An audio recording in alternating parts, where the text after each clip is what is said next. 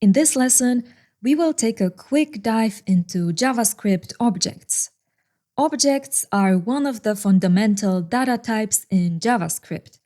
By the end of this lesson, you will understand what objects are, how to create them, and how to interact with their properties.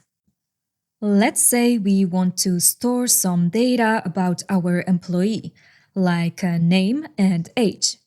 We already know how to declare variables, so we could do it like this. Let employee name equals Jenny and let employee age equals 23.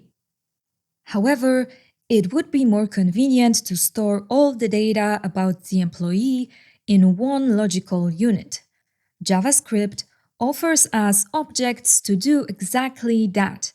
So instead of declaring two separate variables, let's declare one object called employee with name and the age as properties.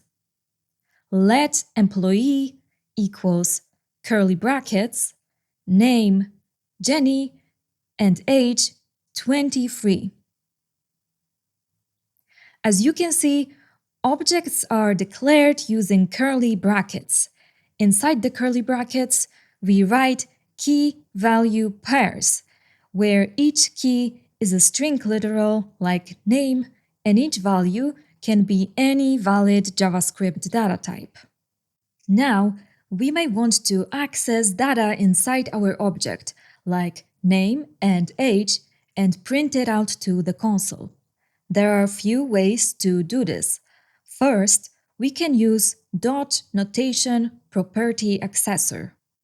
Console log employee dot name and employee dot age. And here we access the name and age values by using the object name, followed by a dot, and then the property name. Second, we can use bracket notation property accessor.